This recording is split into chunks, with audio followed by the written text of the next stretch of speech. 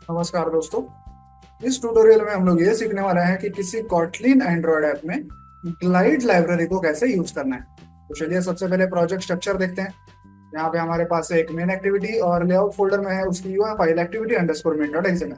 सबसे पहले आपको ये एंड्रॉयड मैनिफेस्ट फाइल ओपन करनी है और वहाँ पे ये इंटरनेट परमिशन मेंशन करनी है।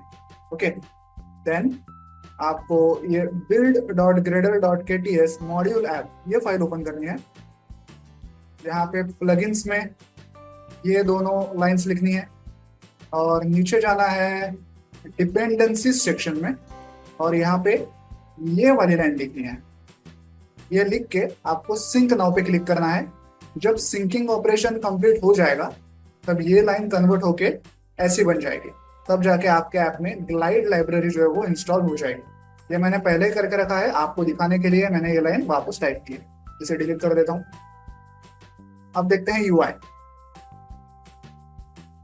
देखिए यूआई में हमारे पास है एक इमेज व्यू और तीन buttons, load image, clear image view, load image as bitmap. और यहाँ पे एक प्रोग्रेस बार भी है जो फिलहाल तो हिडन है। जब यूजर इन तीन बटन्स को क्लिक करेगा और इमेज लोड होने की वेट करेगा तब तक वो प्रोग्रेस बार दिखाई देगा। ठीक, इसका कोड देखते हैं। ये है कंस्ट्रेंट लेआउट, ये है वो इमेज व्यू,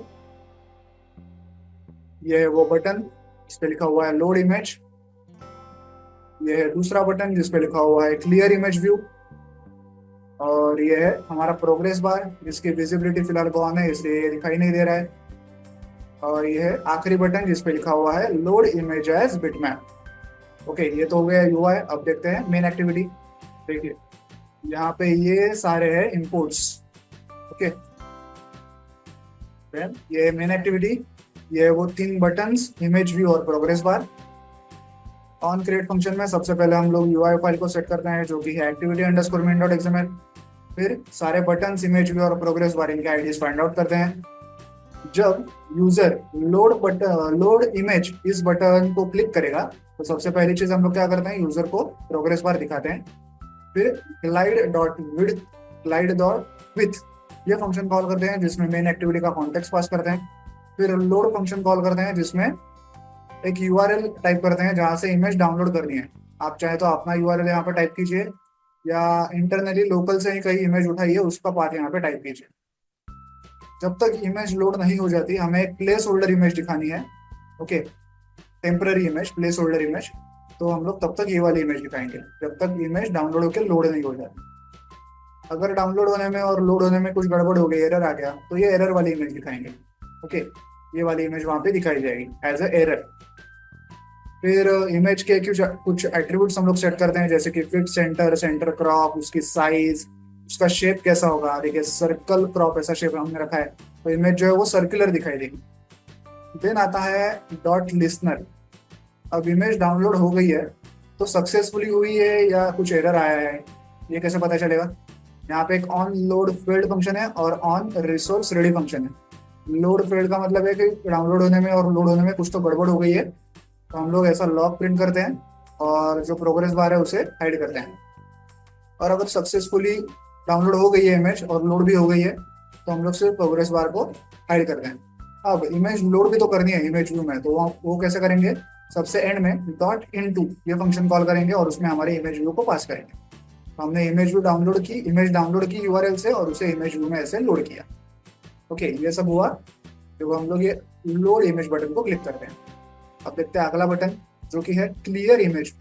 जब यूजर इस बटन को क्लिक करता है तो हमें इमेज व्यू से जो इमेज उसमें भरी हुई है उसे डिलीट करना है। तो कैसे करेंगे, ग्लाइड डॉट विथ जिसमें मेन एक्टिविटी का कॉन्टेक्स्ट पास करते हैं और फिर क्लियर फंक्शन को कॉल करते हैं जिसमें कि इमेज व्यू को पास करते हैं। इससे क्या होगा, इमेज व्यू की जो इमेज है वो उसमें से क्लियर हो जाएगी। अब आखिरी में आता है लोड इमेज एज बिटमैप। अब इमेज लोड तो करनी है लेकिन वो बिटमैप फॉर्मेट में कन्वर्ट करके फिर लोड करनी है। तो वो कैसे करेंगे, सबसे पहले एक टारगेट क्रिएट करना है। ओके, टारगेट ऑब्जेक्ट क्रिएट करना है। कैसे करेंगे, ग्लाइड डॉट विथ मैंने एक्टिविटी का कॉन्टेक्स्ट पास किया एज बिटमैप, फिर डॉट लोड इसमें वो यूआरएल पास किया जहां से डाउनलोड करना है और फिर सबमिट। तो यहाँ पे टारगेट ऑब्जेक्ट हमें मिल गया, ये हम लोग कहीं आगे यूज करेंगे। अब यहाँ पे हमें ये जो डाउनलोड की हुई इमेज है इसे बिटमैप में कन्वर्ट करना है।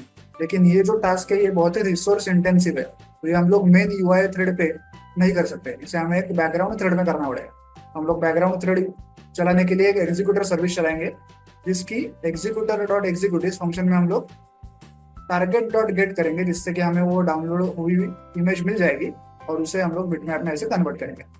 अब बिटमैप में कन्वर्ट की हुई इमेज को इस तरह से हमारे इमेज व्यू में लोड करेंगे, image view dot set image bitmap, और ये जो बिटमैप वाली इमेज है उसे लोड करेंगे। ओके, इतना सिंपल सा काम है। आई होप आप ये कोड समझ गए होंगे। तो चलिए अब इस ऐप को मोबाइल डिवाइस पर रन करके प्रैक्टिकली चेक करते हैं। तो ऐप जो है मोबाइल डिवाइस पर रन हो चुका है। अब मैं लोड इमेज बटन को क्लिक करूंगा। देखिए थोड़ी देर के लिए एक प्लेस होल्डर इमेज हमें दिखाई देगी जब तक हमारी इमेज डाउनलोड नहीं हो जाती। देखिए क्लिक कर रहा हूँ, देखिए प्लेस होल्डर इमेज आई, फिर डाउनलोड हुई हमारी इमेज और वो इमेज में लोड हो गई। उसका शेप भी देखिए सर्कुलर है।